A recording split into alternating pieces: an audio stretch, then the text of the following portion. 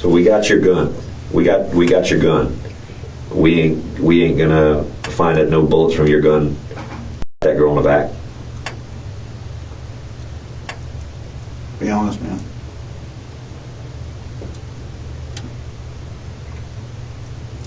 He showed you the picture of the gun. Listen, one thing I do is when I talk to people, I don't lie. I might leave something out because I want to know if you know something, but I ain't gonna lie to you. Did you shoot that girl in the trunk? In the trunk? Yeah.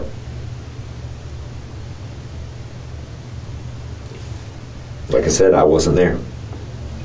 3-5 shot that gun. You sure? He did shoot that gun. 3-5's right next door. 3-5 shot that gun. How many times? He shot her once. How many times you shoot her? Once. You shot her once? Where'd you shoot her? I don't know. Yeah, you do. There ain't no question. There ain't no question where she was shot. You talking about one end to the other. Where'd you shoot her? Just shot, bro. I seen her and I shot. Like, why? Because she was still alive. She was gonna snitch on us all. We was all gonna go to jail for life. I didn't want to do none of it. If I didn't kill that girl, Stavo was going to kill me. I swear to God. March 30th, 2023. Ocklawaha, Florida, a town of 1,500 people. 3 teenagers didn't come home that night. Lila Silvernail, Camille Quarles, Michael Hodo Jr.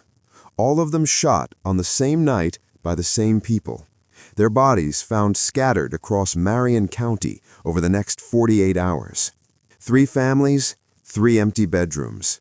Within days, investigators zeroed in on 3 suspects, all from the same small community as the victims. The oldest was 17. The youngest was 12. This is the interrogation of Robert Robinson, age 17, picked up the day after the murders on an unrelated warrant and brought down from juvenile jail for questioning. He arrived in that room denying everything. What happened over the next several hours is one of the most extraordinary interrogations I have ever watched. Before we go any further, Lila, Camille, Michael, this one is for them.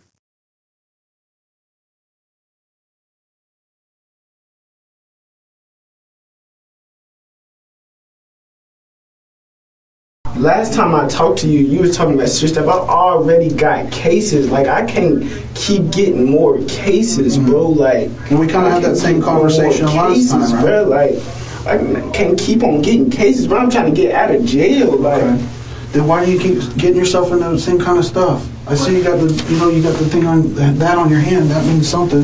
You know what I mean? Look, you talking about you're running around with the wrong people. What stuff did I do though? Like, I got locked up for a fight.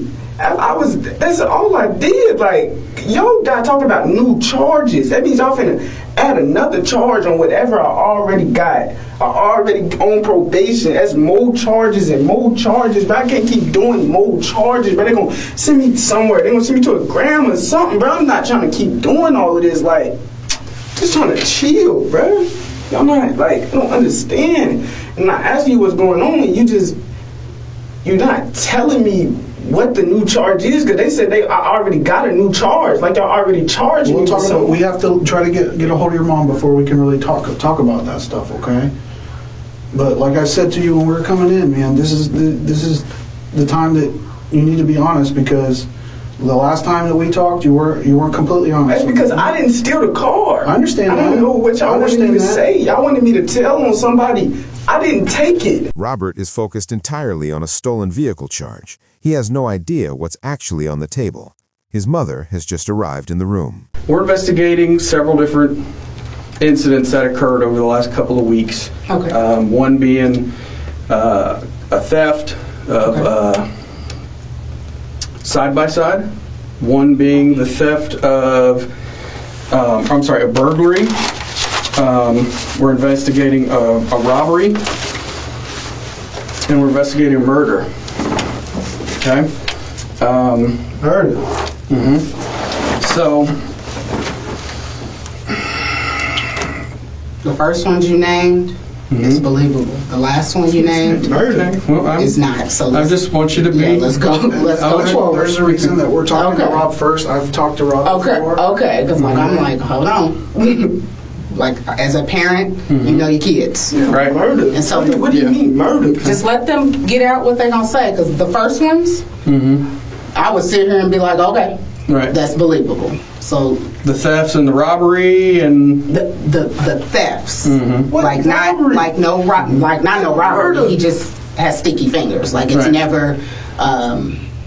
I don't know how to explain it. It's never like. Never been violent. Yeah, it's never violent or anything like that. So Right.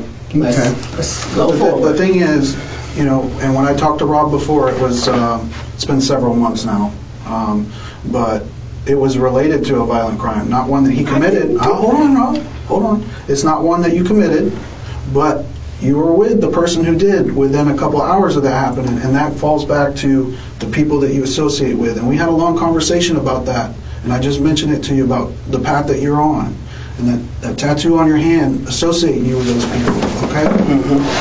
And that's why we're talking to you first, because there's other people involved, and I still think you have that on your hand, but I don't think that's what's in here, man. Yeah, Okay? just let them talk because we're gonna clear this up. Yeah. Because Just let 'em talk. this is the time to be honest, and I know we had a long conversation about throwing your friends under the bus and being a snitch and all that, but this is a big deal, man. Now would be You gotta the time honest. to. Ain't no such thing as snitching when your ass is on the line. Like, so if you know something, I'm not saying you do, but if you know something, we're gonna be honest. She means every word of that. She believes in her son completely.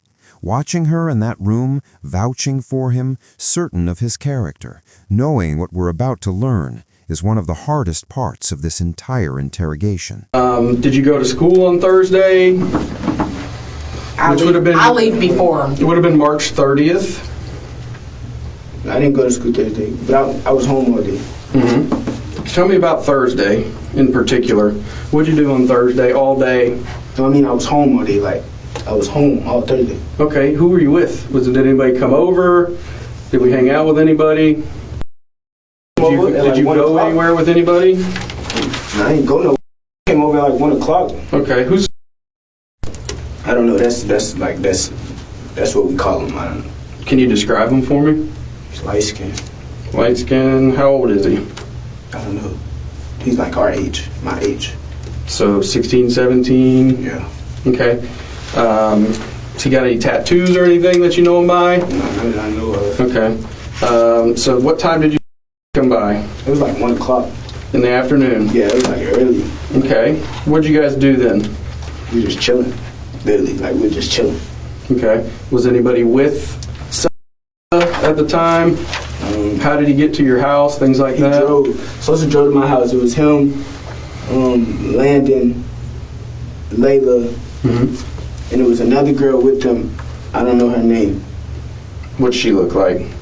She was white. White girl? Yeah. How old?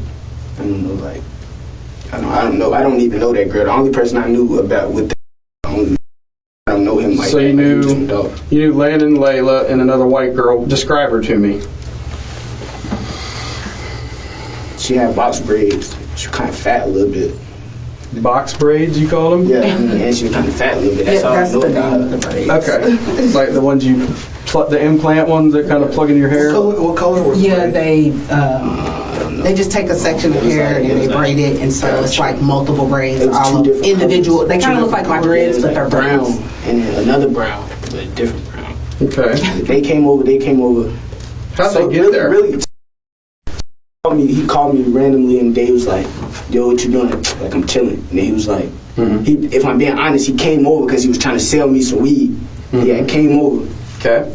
sell me some weed, and he left. Okay. How did he get there? How did Landon, Layla, and the white girl with braids get there? I just told you they drove. I know. What'd they drive? I'm asking. Like, what kind of car do they drive? I don't know. Like, I wasn't with them. Like, I just bought them. So they just showed up at the house? No, they didn't like down the street. But obviously he drove. Like, I asked him, like, I was like, "You walk here?" He was like, "Nah, I drove." I was walking down the street. Layla, Landon, they walked down the street. They came to the door. sold me, and then they just left. Like I wasn't really with them. I mean, they stayed for like 30 minutes, and then they left. So how did he know to come over? Does you call him? No, he called me. He called you? He called me. He called me and was like, "What you doing?" I was like, "Nothing." And he was like, "You need some gas or something?" I'm like, "Yeah, bring me a dub." Mm-hmm. When a dub, you're referring to like weed? $20. $20 weed, okay. And they hung out for 30 minutes. Tell me what happened after that. And they left. Did you see him any more that night? Did they come over? No, like they left. Hold on, Rob. We gotta. I understand. I want you to tell the truth because we're asking questions we already know the answer to, and if we're starting off right there with lies. Sosa came over earlier. He came over earlier. Mm-hmm. Did he come? He did not come over to my house later on that day. I didn't say he came over to the house per se, but you saw him again that night. I didn't see him again that night. I saw Sosa one time He has that a 6:30 day. curfew. I have a curfew. Clean. Simple.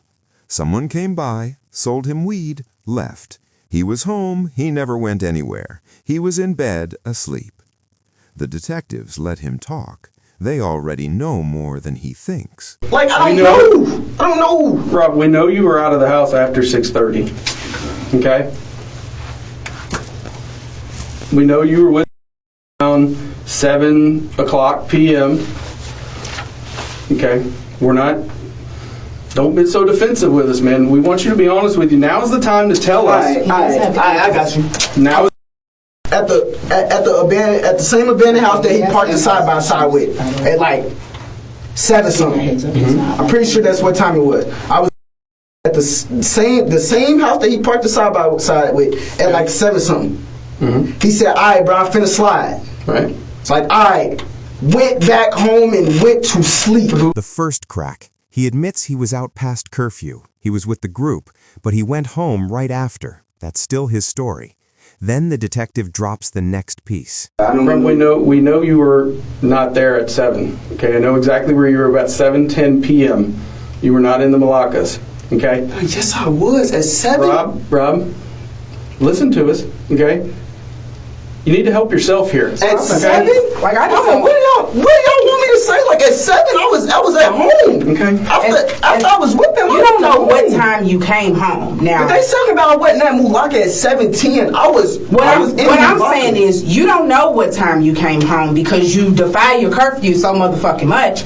You don't know what time you came in. It might have been 8 o'clock. It might have been 7:30. It might have, you know what I'm saying? So you don't know. What I'm saying is, if you know something that they're trying to get out of you, I don't give a who your friends are, who you trying to protect. I gotta get to work, and I'm sick of dealing with this jail because you choose to have friends. You know something, you need to be honest. I was not work. They tell me I was somewhere that I wasn't. Like I was not. Like I was at home. Oh my God. What do y'all want me to say? Y'all want me to say something that I can't say? Like what do y'all want me to say? Robert, settle down. Relax. Y'all not telling me what was I at 17? Relax. What was I at 17? Relax and don't. Because you know, since I don't know where I was at 17, and you do. Where was I at 17? Okay, I can give you the exact address it was at. It was off of 65th Place, What is that? up in the forest. No, I was Okay. not. You were identified by someone there. I was not there at 17. Someone who knows you saw you there. Okay? So listen to your mother. Your mother. I was not there. She's telling me who identified. Like they was not there. Somebody could say somebody know you, see you. Bro. They did not see me there. There is a witness. Someone who knows Robert by sight placed him in the forest at 7:10 that night. He keeps insisting they're wrong. Then his mother does something that shifts the entire room. And if you lying, you standing on this island by your motherfucking self. Because if you got something to tell these people, I don't have nothing because to they tell have a you. way to tell if you're I was lying. not there at 7. Like at 7 o'clock, I was asleep. They talking about I was in the forest. I was not in no forest. Y'all trying to tell me I was in somewhere that I was not there. Like how was I at the forest? You can ask my brother. I was asleep. First and foremost, you lie so fucking much. I don't know what to believe what comes out your motherfucking mouth. You done burnt the bridge that's been gone. Let's get that understood. Like I was like, But what I'm saying is, you so quick to want to protect people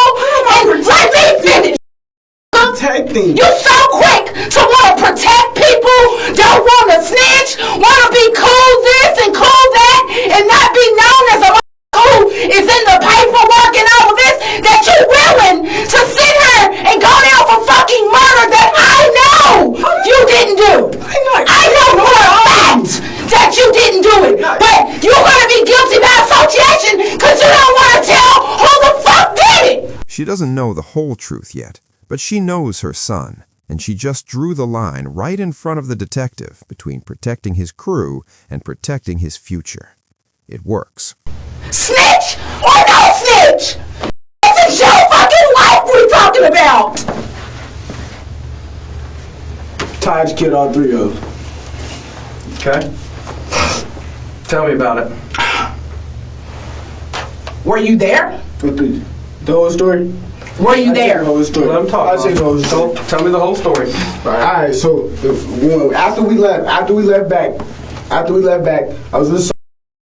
We had left back out. We went to pick up Taj. Taj came out the house. As soon as Taj came out the house, first thing he told me, he like, we knocking on. We knocking on. I was like, nah, bro, I ain't even trying to do all that. He was like, bro, we gonna do it. We went to the forest. After dropped to the forest, he Taj up the gun, head, and he shot Layla in the head. 3-5 dropped the back seat, and he shot that girl in the back. And then he shot in the head because she was not dead all the way. Where was Layla and Layla was in the driver's seat. Taj was in the middle. Mm-hmm. Layla was in the driver's seat. Passenger seat. And there was a girl in the like she was just in the whole ride. The big girl you were telling me about earlier?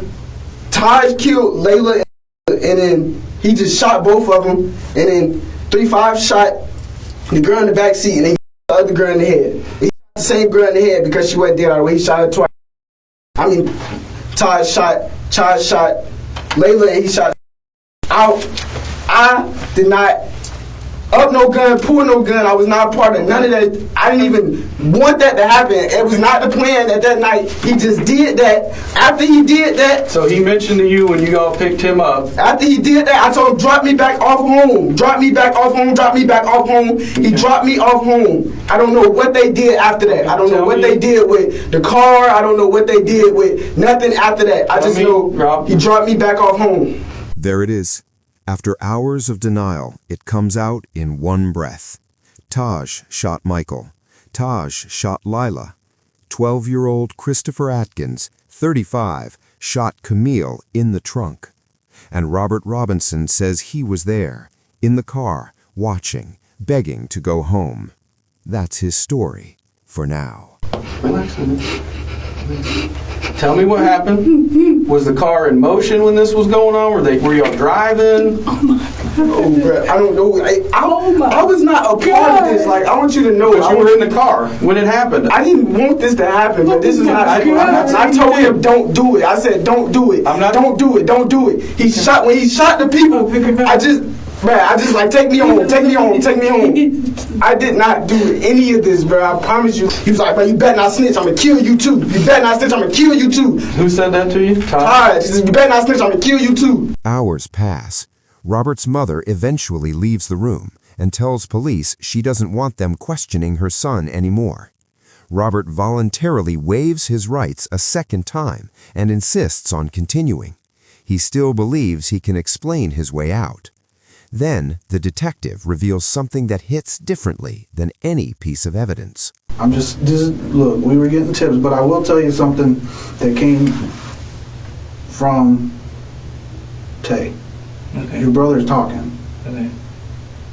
Is there any reason why he would be telling people that you shot one of those people if you didn't do it? Now, like I said, Tay wasn't he didn't say whether it was an accident or not. Tay wasn't even there. That's your brother. He wasn't even there. Like, exactly. Tay, so how would he know? How would he know specific details that only people that were there would know? Because when we came, look, all that happened is when we came back, Taj told Tay, Sosa, Layla, out of there.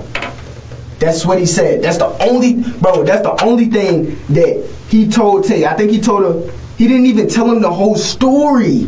He just said, out of there. I don't even know why he told Tay anything. When we got back in the house, I was like, I was sitting there, I was looking traumatized. I was sitting there looking like, bruh. Tay was like, what happened? 3-5 was just laying down. Todd just did not care. It's like he just didn't care. It was like, out of there. I don't know why Tay is telling people, but that right there, I really don't know. I don't know why he's telling people I shot that girl. If that's what he's telling people I shot that girl, that's what he's telling people? I don't know why he's telling people I shot that girl. I never shot that girl. I never shot Layla. Like, I never shot nobody, bro. I didn't pull no trigger and I didn't kill nobody. I promise you that I never shot nobody. He says it 4 times in a row, I never shot that girl. But the detective isn't finished. He shows Robert a photograph of a gun recovered from 35's house and asks him one final time. So we got your gun. We got your gun. We ain't gonna find that no bullets from your gun. That girl in the back. Be honest, man.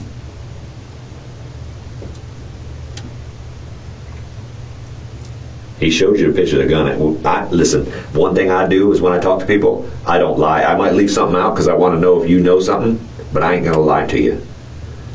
Did you shoot that girl in the trunk? In the trunk? Yeah.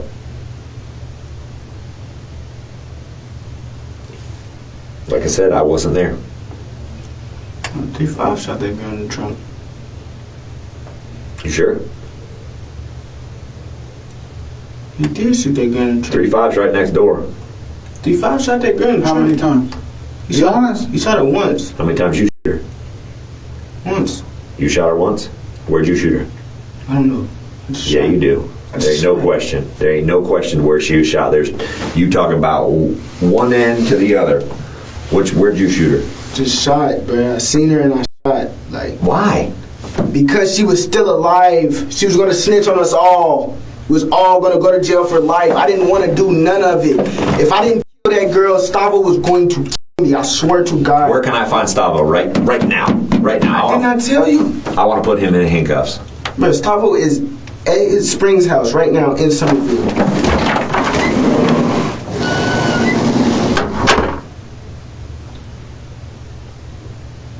I told you the complete truth, the complete. You going to write it down? Look, this is exactly how it went. Stavo upped the gun, he shot Sosa. I upped the gun, I tried to shoot Layla, it clicked, he shot Layla. And then 3-5 dropped the back seat and he shot the girl in the back, and she was still alive. And Stavo said, finish her. So I shot the girl. That's exactly how it went. No lie, no question. So you racked around to get one in the chamber? Yeah, I cocked it back. I cocked it back because I told you I cocked it back, but he shot the girl. Right. I cocked it back, he shot Layla. And then 3-5 dropped the seat and he shot the girl in the back. And Stavo said, finish her. So I shot the girl. If I did not do what that man told me to do, bro, I would not have went home that I night. can appreciate that, man. Do you feel bad? Are you sorry for what happened? I did not want it to happen. I never wanted that to happen. Like, I never wanted to kill anybody. I never wanted to shoot anybody. I never wanted any of that to happen. I just wanted to get a little bit of money, get a little bit of Can you imagine you have a young... I do. Can you imagine if you woke up in the morning and found out that happened to him? Yes. How your mama felt? Because I saw how she got so upset. Yes, because my she mama wants the best knows. for you. My mama knows, like, I wouldn't do that. That's not what I do. Like, I don't kill people, bro. I don't do that. Like, But now I'm not there's a 3 killer. families that don't have their child I'm not a anymore. Ever again. They'll never be able to hug them or even yell at them like your mom was yelling at you, man. They're never going to get that chance to do that again. I know. And I feel bad about the situation. Camille Quarles was in that trunk. She was still alive, and Robert Robinson, 17 years old, shot her once. He says he was forced. He says it was either that or die beside her. He says he tried to run first, sprinted across the street, and came back because there was nowhere to go. Whether you believe him or not, 3 teenagers are gone. Their families never got to say goodbye. Robert Robinson and Taj Bruton were both sentenced to life in prison, with parole eligibility after 25 years due to their age at the time of the crimes. Christopher Atkins, 12 years old on the night of the murders, received 40 years. Layla Silvernail, Camille Quarles, Michael Hodo Jr. Remember their names.